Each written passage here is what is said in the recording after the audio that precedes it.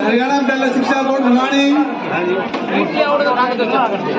हम चाहते हैं कि सभी विशिष्ट अतिथि यहाँ आकर अपने शुभ हाथों से इसका शुभारंभ करें।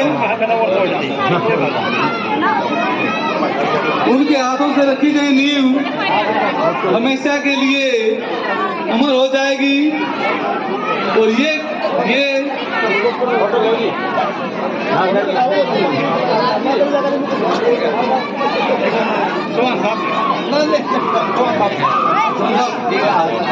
चौहान साहब को दरवाएंगे दोबारा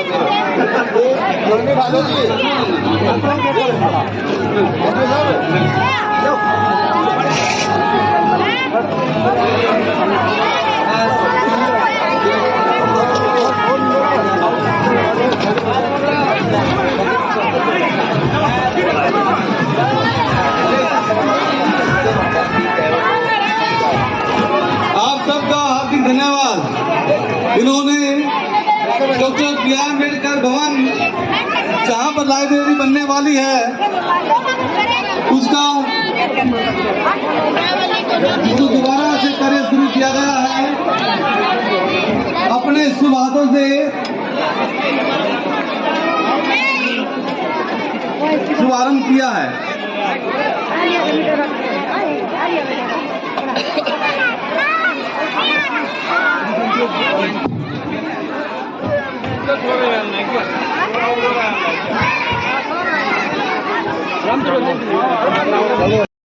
बाद भंडारे का आयोजन है, सभी यहाँ से भंडारा लेकर जुड़ जाएं। अच्छा जी, चुप हो जाओ। चलो बेटा आगे ये रख उधर आओ, आप इधर आ जाओ। डॉक्टर साहब इधर देखो, इधर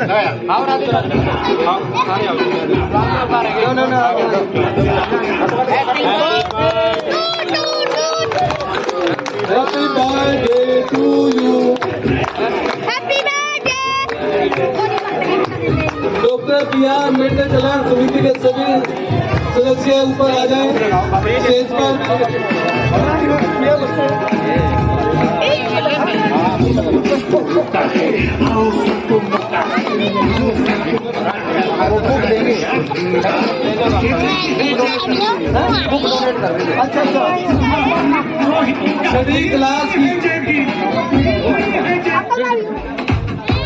सभी क्लास की बुक्स यदि किसी को चाहिए तो ईसा माथुर के पास है।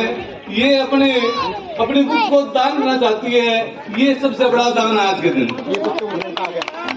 दानिया आपके सामने स्पीच के साथ। आप सभी को अम्बेडकर जयंती की हार्दिक शुभकामनाएं। मेरे बाबा साहब की जयंती पर निमंत्रण नहीं दिए जाते, जिसका जमीर जिंदा होता है वो अपने आप आ जाते हैं। मैं आप अपने समाज के लोगों से एक बात कहना चाहता हूँ कि उसूलों की बात आए तो टकराना जरूरी है, अगर जिंदा हो तो जिंदा नजर आना जरूरी है। सरकार कोई भी आए पर अच्छे दिन आपकी अच्छी शिक्षा से ही आएंगे। अगर मेहनत आदत बन जाए तो कामयाबी मुकद्दर बन जाती है। दुनिया में एक ही इंसान अपनी तकदीर बदल सकता है, वो है आप खुद।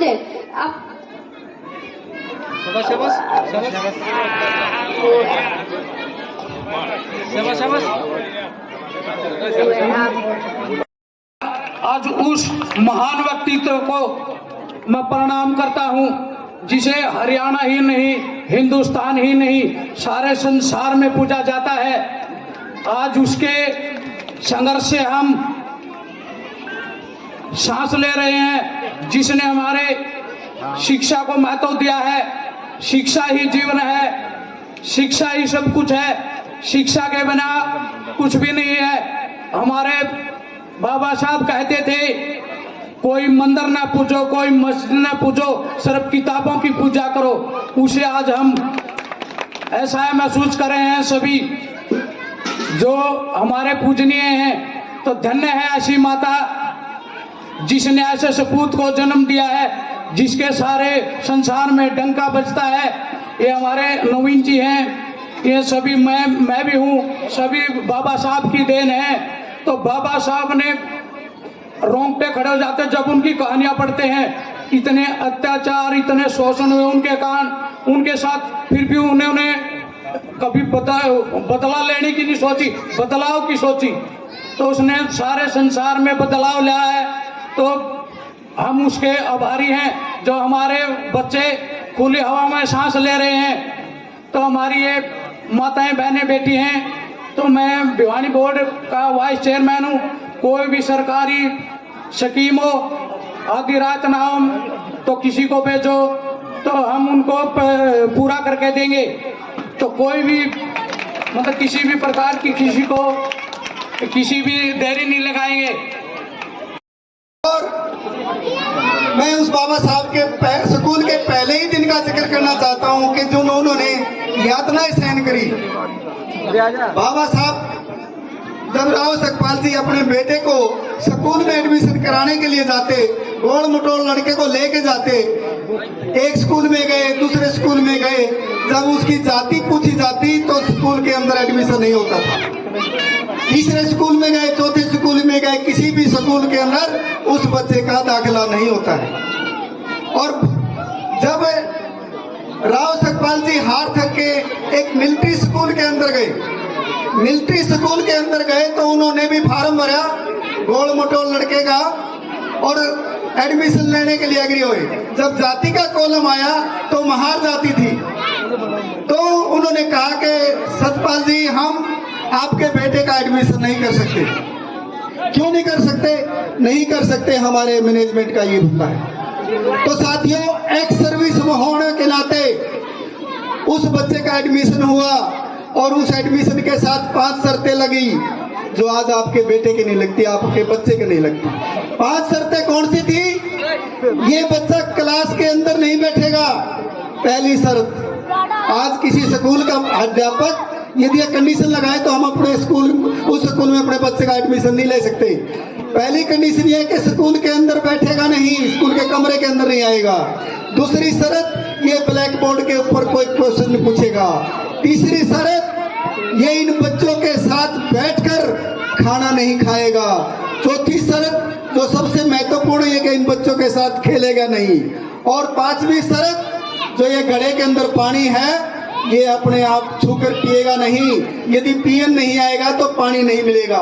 ये शर्तें एक छोटे से बच्चे के लगती हैं। और तब बाबा साहब जब एक दिन पियन नहीं आए तो बाबा साहब ने वो पानी, घड़े के अंदर से पानी पिया और पियन ने इतनी पिटाई की।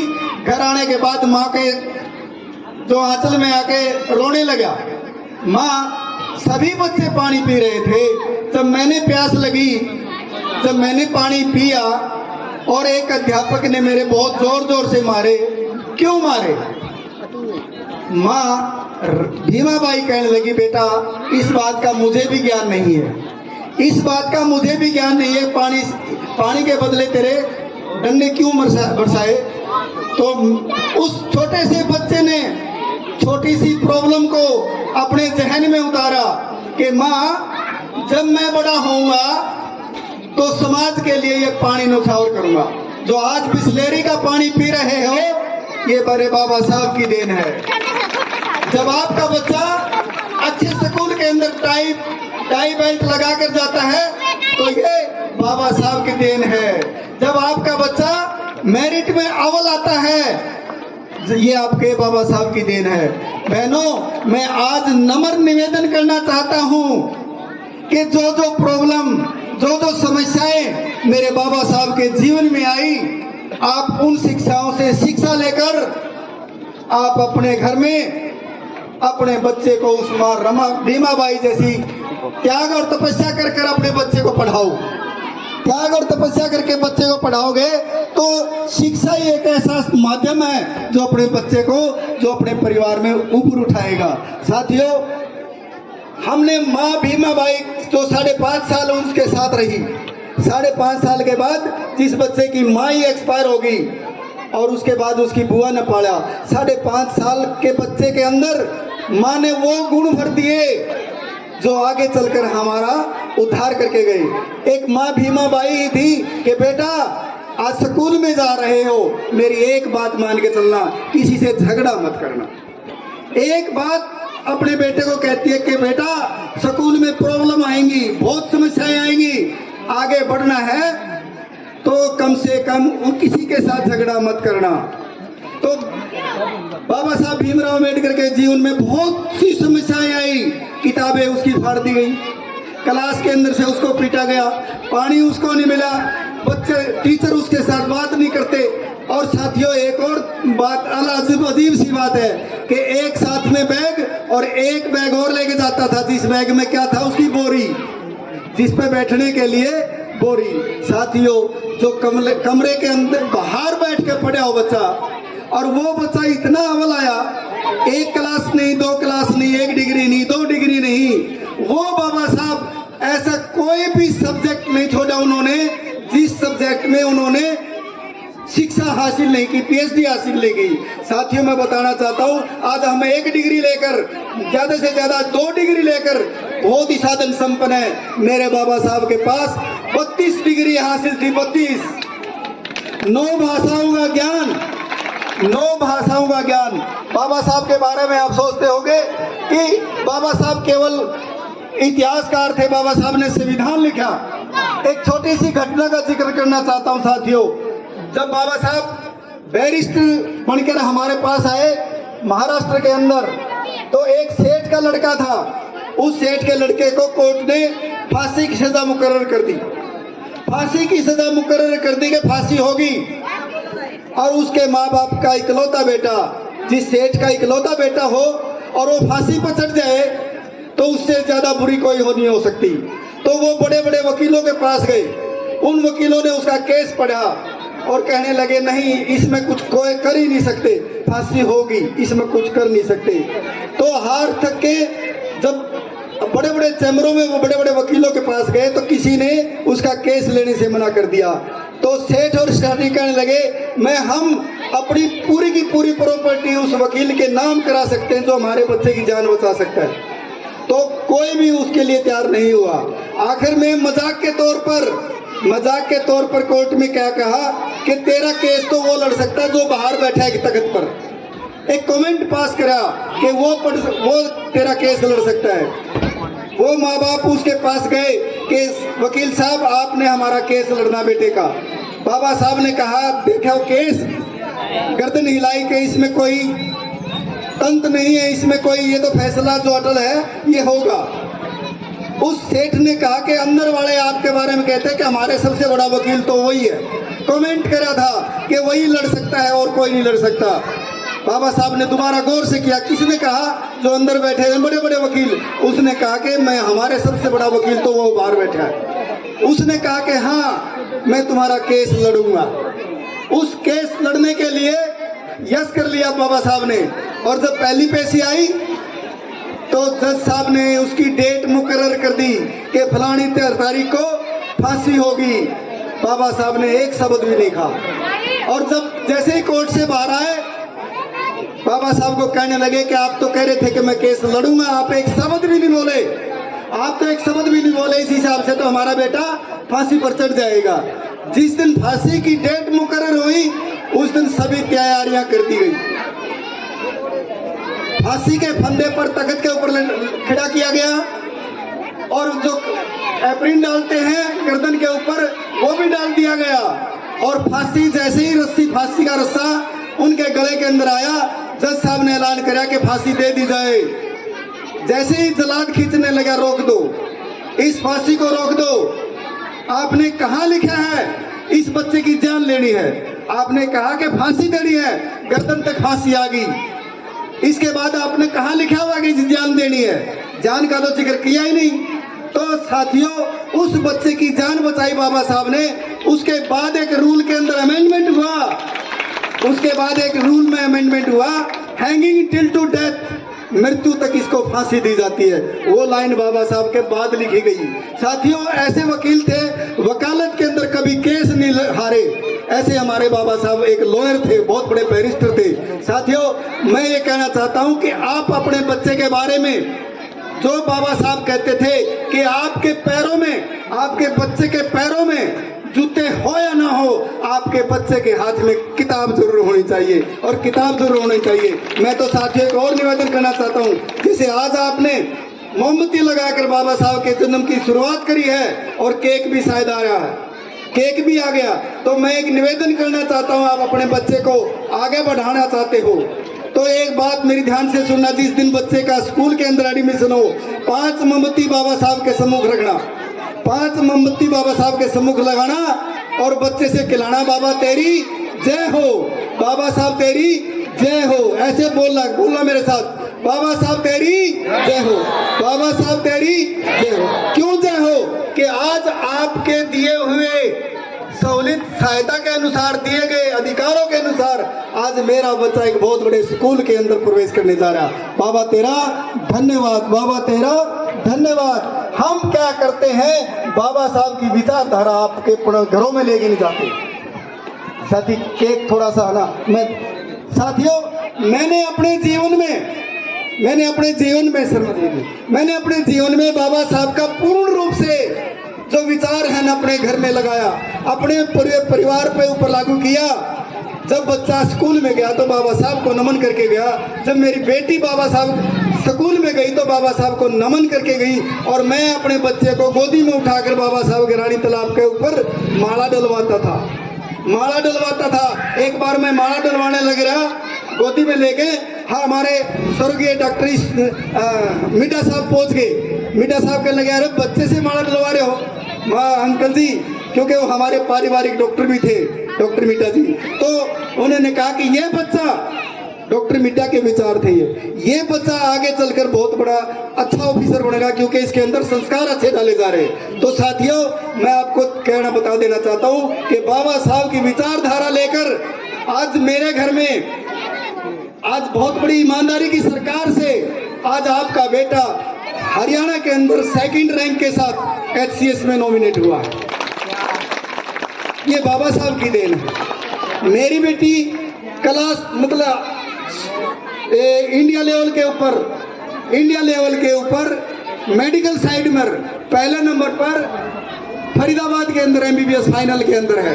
तो साथियों, मैं आप लोगों को इन मातृशक्ति को कहना चाहता हूँ, आप किसी करवा चौथ का व्रत रखे ना रखे, किसी सातम का व्रत रखे ना रखे, माँ भीमाबाई का व्रत रखे, माँ रमाबाई का व्रत रखे, और जिस घर में शिक्षा आती है ना, जिसकी थोड़ा सा और उदाहरण देना चाहता हूँ, 1848 की बात है। 1848 हमारा देश आजाद होने से पहले की बात है। 100 साल पहले हमारे महानायक हुए हैं महात्मा ज्योतिबा फूले अपने क्लास फेलो के साथ उसकी शादी में गए, और उसके फादर को पता लग गया कि ये सैनी समाज से है। साथियों, उस ज्योतिबा फूले को गाड़ी से उतार दिया गया और बारात शादी में से निकाल दिया गया कि हाँ नहीं, इस बच्चे को हम बारात में ले जाना नहीं चाहते। तो साथियों, वो हमारा टर्निंग पॉइंट था, वो महात्मा ज्योतिबा फूले का टर्निंग पॉइंट था कि मैं इतना प्रताड़ित हुआ हूँ, इस व्यवस्था को परिवर्तित करूंगा। साथियों, सबसे पहले हमारे बाबा साहब के गुरु है ना, वो हमारे महात्मा ज्योतिबा फूले राव है। दूसरा ज्ञान हमें उनसे मिला जब उनके गुरुजी थे किर्लोस्कर। उन किर्लोस्कर ने बाबा साहब महामानव बुद्ध की एक किताब दी, बेटा इस किताब को पढ़। उस बाबा साहब ने उस किताब को पढ़ा और देखा कि बहुत आगे बढ़ सकते हैं, इस शरीर का कुछ नहीं होता, जीवन दान पर मेहनत करनी पड़ती है। उस किताब को पढ़कर जीवन पर्यटन कर दिया। और तीसरे गुरु हमारे संत कबीर साहब हैं। कबीर साहब ने भी कहा कि जाति पाति में मत जाओ, पूछने साधु की जात, पूछ लीजिए ज्ञान, पूछो ना साधु की जात, पूछ लीजिए ज्ञान। अरे मोल करो तलवार का, पड़ी रहने दो म्यान। अरे जो जिस से काटना चाहते हो उसका मोल करो, उन किताबों का मोल करो। किताबें पढ़ोगे तो बाबा साहब के और संत कबीर साहब के विचारधारा से आगे बढ़ो कि पोथी पढ़ पढ़ जग भयो। साहब ने बात कही थी कबीर साहब ने, पोथी पढ़ पढ़ जग भयो, पंडित भया न कोई, 2.5 अक्षर प्रेम का पढ़े सो पंडित होए। हमारे अंदर प्यार रूपी प्रेम नहीं है, हम कोई भी पद, कोई भी ओहदा, कोई भी किसी प्रकार का व्यर्थ है। यदि आपके अंदर मानव रूपी प्यार है, मानव रूपी संदेश, एक इंसानियत जागृति है तो आप अच्छे हो, अदरवाइज तो इन महापुरुषों का कोई ज्ञान आपके अंदर नहीं पहुंचा। तो मैं सभी से निवेदन करना चाहता हूं कि आप अपने घरों में बाबा साहब का, संत कबीर का, गुरु नानक का, इनके विचार अपने घरों में लेकर जाओ, आपके घर में तरक्की होगी। इसी के साथ सभी को जय भीम, नमो बुद्धाय।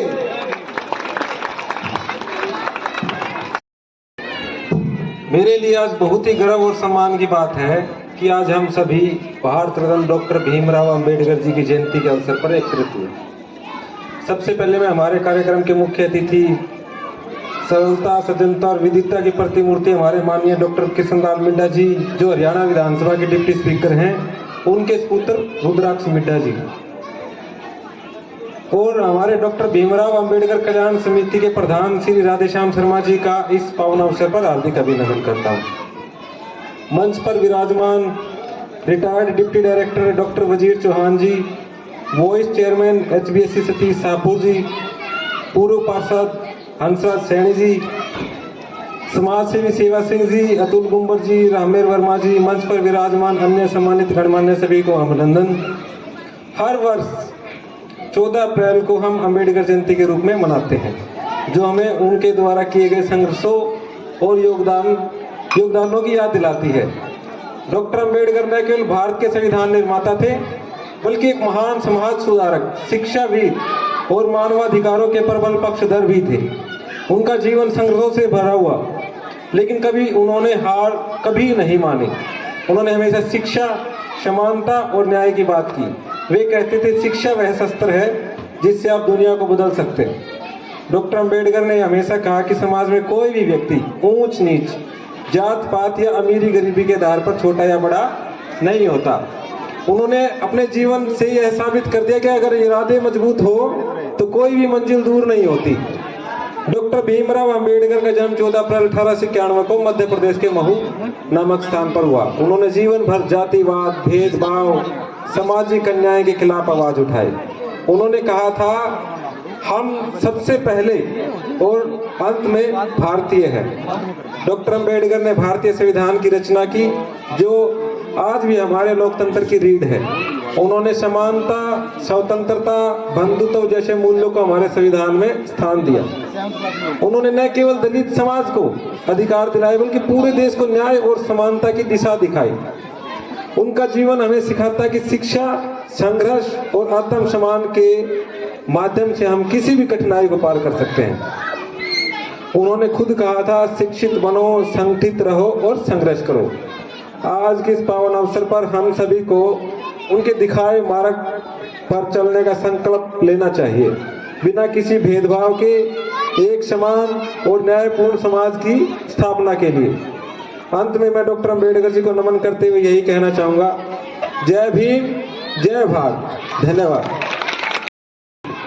बहुत ही मान और सम्मान के योग्य आज के इस कार्यक्रम के अतिथि महोदय जी श्री रुद्राक्ष मिड्डा जी, वे कार्यक्रम में पहुंचे वरिष्ठ अतिथिगण, संस्था के प्रधान श्री राधेश्याम शर्मा जी, कॉलोनी वासियों, मातृशक्ति व प्यारे बच्चों, आप सभी को गरीबों के मसीहा, महिलाओं के मुक्तिदाता डॉक्टर भीमराव अंबेडकर जयंती की हार्दिक शुभकामनाएं।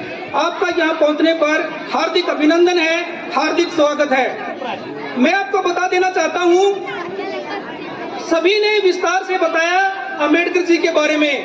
मैं बता देना चाहता हूँ, जब अंबेडकर जी का जन्म हुआ तो हमारे समाज में विभिन्न प्रकार की कुरीतियां थी। उस समय के अंदर पढ़ाई करना एक प्रकार से जंग जीतना था। तो उसी गंभीर परिस्थितियों से होते हुए जब अंबेडकर जी का जन्म हुआ, तो जैसे हमारे डॉक्टर साहब ने बताया, तो उनको स्कूल में एडमिशन मिलने पर भी कंडीशन लगाई गई थी।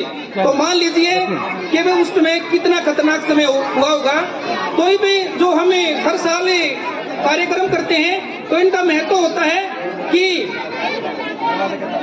हर एक समाज का जो महापुरुष है, हर समाज के महापुरुष से उनके द्वारा जो संघर्ष किया गया है, उस संघर्षों से प्रेरणा लेकर के हम अपने जीवन में आगे बढ़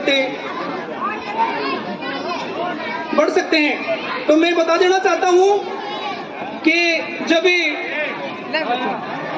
डॉक्टर भीमराव अंबेडकर जी का जो नाम है, डॉक्टर भीमराव अंबेडकर जी पढ़ा है, वो कैसे पढ़ा है? जब डॉक्टर भीमराव अंबेडकर जी जब हमारे गरीबों के लिए लड़े, जब हमारे दलितों के लिए लड़े, तो उस स्थिति तक पहुंचने के लिए उनमें विशेष योगदान उनके पिताजी रामजी सकपाल, उनके गुरु पंडित जी थे और उनकी माता भीमाबाई।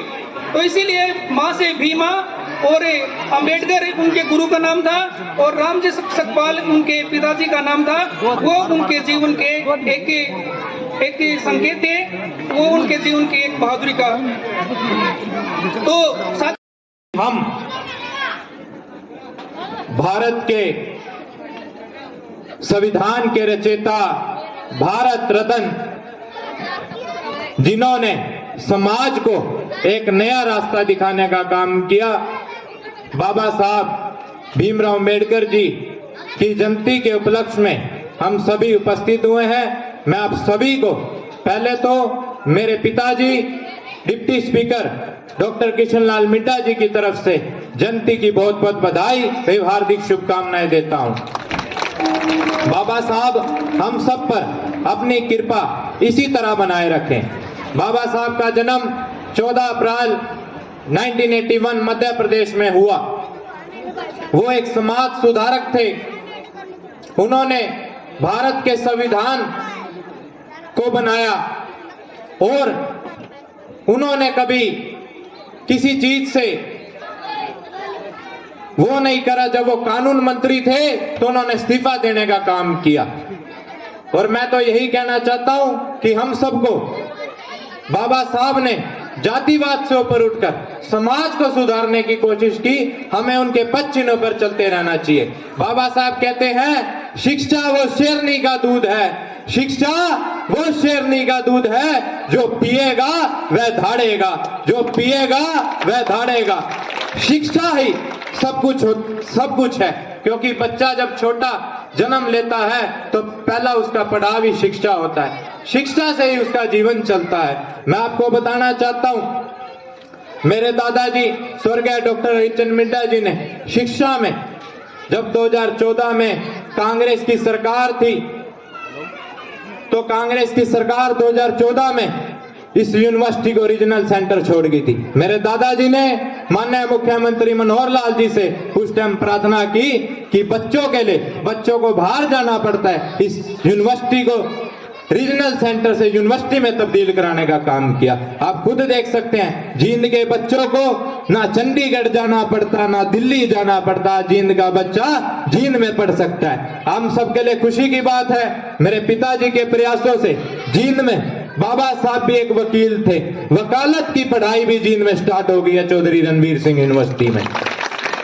मैं आपको बताना चाहता हूं, हमने किसी के साथ भेदभाव करने का काम नहीं किया। हमने हर क्षेत्र में काम करने का काम किया है। चाहे वो मेडिकल कॉलेज हो, आप खुद देख सकते हैं 1000 करोड़ की लागत से मेडिकल कॉलेज बनकर तैयार है। आप खुद देख सकते हैं, वैसे तो परमात्मा किसी को बीमार ना करे, पर जींद से रोहतक रेफर कर देते थे डॉक्टर। अब मेडिकल कॉलेज भी, जिसकी ओपीडी साल में स्टार्ट हो जाएगी, ये हमारे लिए खुशी की बात है। और पानी की, जींद की जनता को पानी की दिक्कत होती थी। मेरे पिताजी ने वादा किया था जींद की जनता से चुनाव में कि मैं पानी जींद की जनता को नीला पिलाने का काम करूंगा। उसका टेंडर भी लग चुका है, बड़ौदी में कार्य प्रगति पर है। जींद की जनता, आप सब लोग 1.5 साल बाद नीला पानी पीने का काम करोगे। हमने किसी के साथ भेदभाव नहीं करने का काम किया।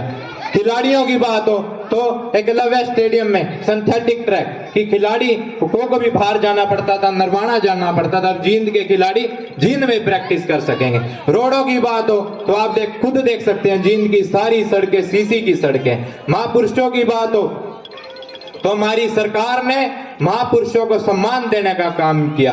पहले कि सरकार के पीछे लोगों को भागना पड़ता था कि जयंती बनाओ, जयंती बनाओ। आज खुद सरकार कहती है, आप खुद देख सकते हैं, कल देश के प्रधानमंत्री लोकप्रिय नरेंद्र मोदी जी भीमराव अंबेडकर जी की जयंती हिसार में बनाने का काम कर रहे हैं। ये हमारे लिए खुशी की बात है। भारतीय जनता पार्टी की सरकार कहती है आप सब लोग आओ, हम महापुरुषों की जयंती भी बनाने का काम करेंगे और प्रसाद भी वहीं ग्रहण करने का काम करेंगे। हमारे लिए खुशी की बात है। हमारी सरकार की बात करें तो पारदर्शिता पे नौकरी देने का काम करते हैं। अभी चौहान जी ने कहा, मैं इनके पुत्र से मिला भी था जब वो HCS बनकर जींद आए थे रानी तालाब पर। ये हमारे लिए खुशी की बात है। जो नौकरियां 4-4, 5-5 करोड़ में बिकती थी, आज वो निःशुल्क भारतीय जनता पार्टी की सरकार देती है। गरीब के बच्चों को नौकरी देने का काम किया। ना पर्ची चलती, ना खर्ची चलती, बस शिक्षा चलती है। अभी मैं आपसे प्रार्थना करता हूं कि अपने बच्चों को पढ़ाओ, पढ़ाई के बिना कुछ नहीं है। आप सभी ने इतना मान सम्मान दिया, उसके लिए मैं आप सभी का बहुत बहुत धन्यवाद करता हूं। मैं पीछे भी वादा करके गया था रविदास जयंती पर इसको भवन को पूरा कराने का काम करेंगे। टोटल 12 लाख रुपए डिप्टी स्पीकर साहब ने आपको दिया, और भी देने का काम करेंगे, कमी नहीं आने देंगे आप लोगों को। ये मैं क्या कर जा रहा हूं। आप सभी ने फिर अपने बच्चों को इतना मान सम्मान दिया, आप सभी का बहुत बहुत धन्यवाद। और जो चेयरमैन साहब बने हैं, वाइस चेयरमैन, जब कांग्रेस की सरकार थी, नेल्लो की सरकार थी, तो करोड़ों में ये चेयरमैन नहीं जाती थी। देखो मतलब कितने अच्छे इंसान को बनाया है। जनता के बीच से इंसान को बनाने का हमारी भारतीय जनता पार्टी ने चेयरमैन